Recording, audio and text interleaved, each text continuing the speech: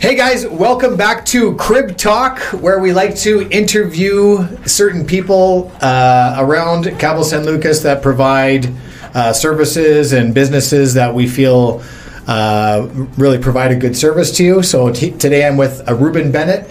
Ruben Bennet actually is a transporter. He will transport cars from Cabo San Lucas to the States and from the States back to Cabo San Lucas. Ruben, welcome to the show. Hey Roy, how you doing? I'm doing great. Fantastic. You just got back from a trip up from Tijuana to Cabo San Lucas. Yeah, just brought it down. Awesome. Yeah. And I mean, there must be all sorts of interesting things that happen along the way, either going up there or coming back. I'm sure you see a lot of crazy stuff. Oh, it's never a dull moment. I saw a bull try to take off a few bikers off the road this time. Well, when you're on a long trip, it's 1,000 miles? 1,048 from Tijuana. Okay, so in kilometers, it's got to be like 1,300 or 1,400 kilometers, something like that. More. Yeah. So, anything could happen on a long trip like that. Now, Ruben, what is the name of your company? CaboVehicles.com. Okay, CaboVehicles.com. So if you guys want to find out how to transport your car and prices and things like that, we're going to talk about that here now, but it'll all be on the website? Yep. Okay, cool. So typically, what is the method that you use to transport the vehicles? So I'm usually doing it myself. If I got a few cars at the same time, I got a couple employees that I can have. Okay, now when you say you do it by yourself, what is the method of transportation? So if say your car's sitting in San Diego, I'll get on the airplane, I'll fly up to San Diego, and you hand me the keys to your vehicle, and I will personally drive it down. Oh, okay. Yeah. So you are, what was it, the white glove service? White glove service, yeah. Yeah. That's awesome. And is that more affordable than putting it in the back of a box truck or putting it on a trailer, or is there complications with doing that as well? There's other ways to do it. You can definitely hire companies to transport them for you. The legalities on it you'd have to look into sometimes. Okay. And it's a lot more handing things off, picking things up, making phone calls rather than just handing me the keys and getting it to your door for you. Right. You can do it probably a little bit more cost effectively, but it's going to be more of your time being taken to do it, and you're not going to save that much. Okay. Yeah. I would think it would probably be more expensive, actually. I would think, putting it on a truck. But again, and people could do their due diligence into that. I mean, this is a great service that you provide. How many trips have you done? I just came back down this weekend, and it was my 71st drive. Wow. Yeah. Okay. So, I'm going to ask this question anyways. I hope I get a good answer.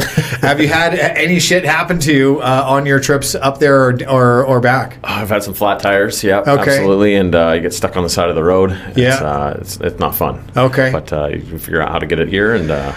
So what are the main things that you that are dangerous when driving up? Animals. That's a big one. Right. Yeah. I know. It's funny when people say, "Oh, you're going to make that trip. Oh my God, it's so dangerous." The first thing you think is the cartels. They're gonna steal your car, or it's not like they're not talking about that type of danger. Yeah. They're talking about. It's the animals, mostly the animals, the potholes, the crappy parts of the roads, the signage, exactly. There's vehicles with lights on the tops of their cars. They're not always looking out for your best interest. Okay. Yeah, you gotta talk to them sometimes. All right. And how's your Spanish? It's pretty good, yeah. Okay. Yeah. So if you're having difficulties with the police on the way down, you can talk your way out of it. It's mostly how I learned Spanish, was having to talk to police officers. So. All right. How long have you been driving the Baja for? The first time I drove the Baja in its entirety was about 17 years ago, and I've been driving the Baja down here in Cabo San Lucas, San Jose since before I had a license. Oh, okay. Yeah. All right.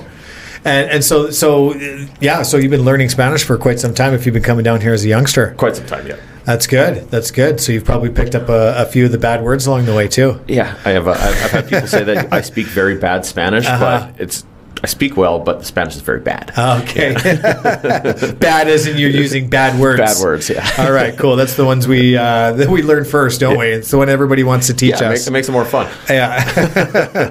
So what typically is the cost? And break down all the costs. What do you get for the cost? And what do you expect from from the owner of the vehicle to do prior to you picking up the car?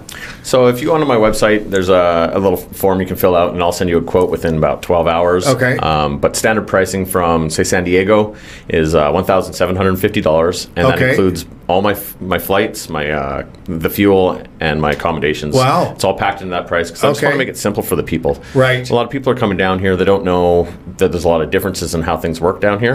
So I try to make it as easy as possible for them. So, I mean, even if you're going from driving like a Suzuki Sidekick to a Suburban, is going to be the same price? So if there's a Suburban, I will probably charge a little bit more for gas. Right. But not for my time or anything like that. It's just for the fuel I need to get because you can actually go online and you can find out what the MPG is on any vehicle. Absolutely. Right. So if it's going to be, if you calculate it's going to be like $300 or $400 more because it's a Suburban, you'll charge $300 or $400 more. And it probably won't be $300 or $400 more, but definitely $100 or $200. Okay. All right. Yeah. Okay. That's good. That's cool. And are you insured? Like, you know, that's going to be a big thing. Is when someone drives, you drive off in somebody's car, they're going, okay, now what happens if I don't get my car back, or what happens to you, or what happens to the other drivers if you guys get in an accident? Well, it's, you know, if somebody hands me the keys to the car and I just go, thanks for the G-Wagon and the money, and they'll go, oh my God, I hope it gets there. There you go. Exactly. Big question mark. I'm insured, but the owners also have to have their vehicle insured. If I'm driving it in Mexico, Mexican insurance. If it's coming from the States, American insurance as well. And then if it's coming all the way from down from Canada, they have that too. Okay. Yeah. Do you have any other businesses? You're originally from where? Whistler, British Columbia. Okay. Yeah. And did you have any other businesses between here and Whistler? I do. I got a property management company up there. It's hostbuddy.org.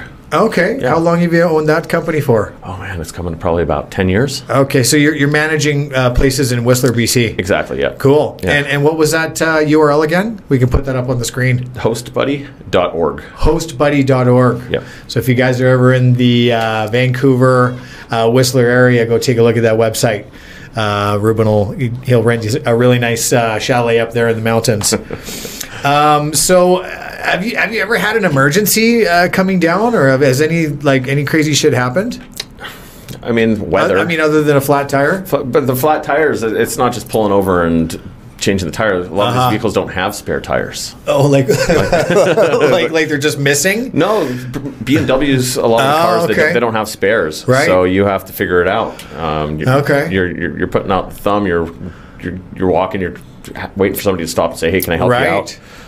Man, that would really suck. So that would really be a big, deterrent for wanting to drive my car down the Baja. Like, there's, so you're in, I mean, and people here speak English, but anywhere between here and Tijuana, people aren't going to speak English. No. They don't see, foreigners. And I tell people that it's a beautiful, fantastic drive as long as nothing happens. Right. And if you don't know how to deal with the situations, I don't recommend doing the drive yourself. Yeah, and it's a long way.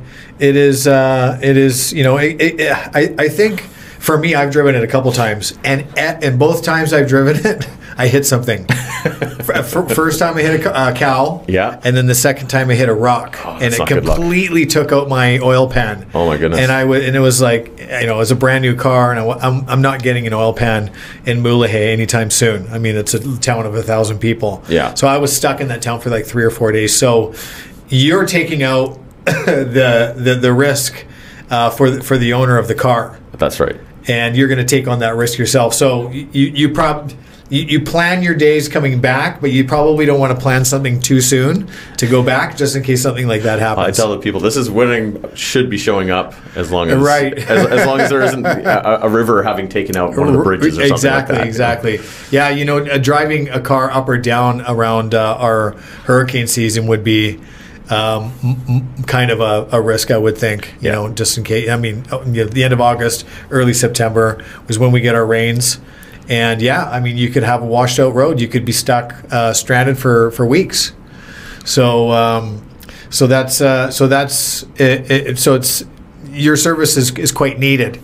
I've shipped vehicles up before, but they've been in the back of a box truck, and I've almost lost a vehicle because they thought that the shipping company was stealing my car. Mm-hmm. And so if I had just had somebody like you just drive the car up there, I have a little piece of paper saying that it's notarized, and I give it to you, and you have a piece of paper saying that you're allowed to drive this vehicle. Exactly. Yeah. You've got your driver's license. You're insured.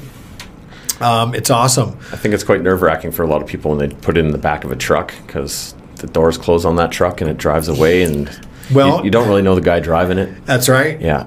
Now, what about preparation for the vehicles before you get in the car? What's a preparation like? Well, the majority of these vehicles are coming off of the lots. Yeah. So people like to bring down their brand new vehicles. Okay. So generally there isn't an engine light on. Yeah. So I don't have to worry about. Okay, so if there's a check engine light on, it needs to be checked into first. It needs to be checked into first. Uh-huh.